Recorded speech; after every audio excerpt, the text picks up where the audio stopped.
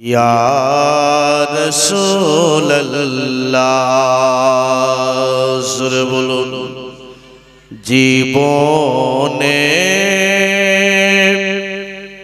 হবে কি তোমার গতিদার ইয়া রাসূলুল্লাহ এ আশায় রয়েছি আমি গুনহগার ইয়া নবী আল্লাহ জীবনে হবে কি তোমার গতিদার ইয়া রাসূলুল্লাহ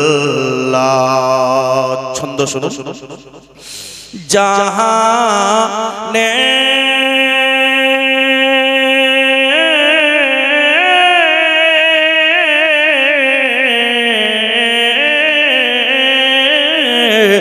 জাহানে যেদিকে তাকাই দরদি আর তো কেউ নাই জাহানে যেদিকে তাকাই দরদি আর তো কেউ নাই জানি যে তুমি রহমতের ভান্ডার ইয়া রাসূলুল্লাহ জানি যে তুমি রহমতের ভান্ডার ইয়া নবী আল্লাহ জীবনে হবে কি তোমার গতিদার ইয়া রাসূলুল্লাহ মনের আশা মরণে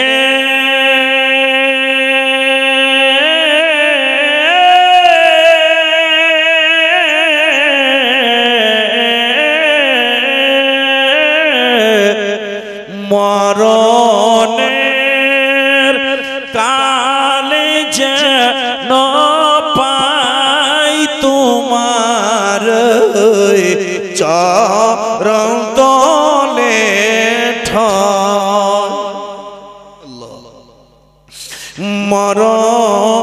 মরণের কালে যেন পাই তোমার চরণ তলে ঠাই হাসরে হাসরে তোমায় বিনে নাই গো উদ্ধার ইয়া রাসূলুল্লাহ জীবনে হবে কি তোমার গতিদার ইয়া রাসূলুল্লাহ তারপর ছন্দ শুনুন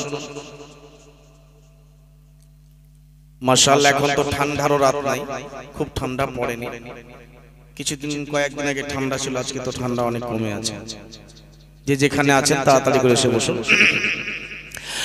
আমার হুজুর নূরের বরণ সবে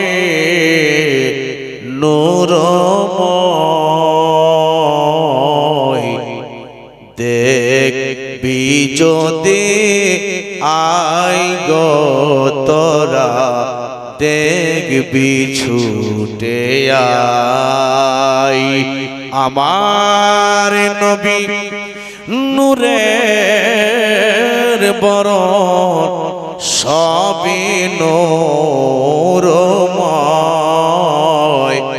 দেখবি যদি আই গো তোরা দেখবি ছুটে আয়।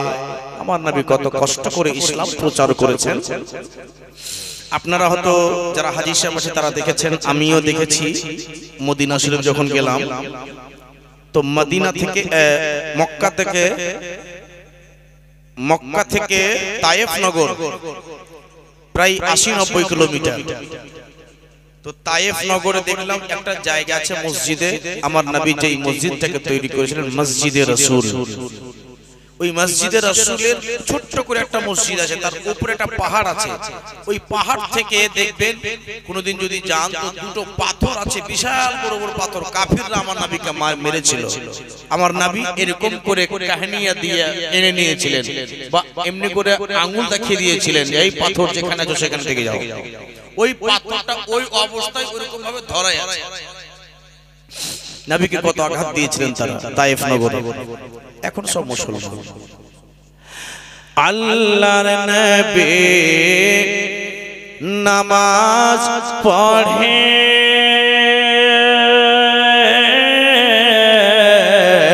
কাফেররা পাথর মারে। আল্লাহর নবী নামাজ পড়ে কাফেররা পাথর মারে। তবু আমার দয়ার নবী, তবু আমার দয়ার নবী আহা করেন না।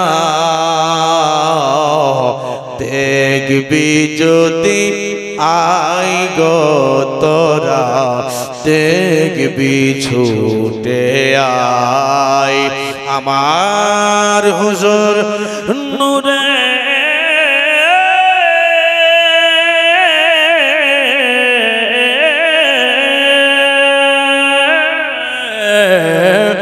আমার হুজুর নূরের বরণ সবই নূরময় দেখবি যদি আই গো তোরা দেখবি ছুটে আয়। বাবা সমস্ত প্রশংসা আল্লাহ রাব্বুল আলামিনের জন্য, যিনি এক ওয়াহদাহু লা শারীকা লাহু। তারপরেই পরে আমিন আল্লাহ আব্দুল্লাহ রাজকুমার আকা মাওলা জনাবে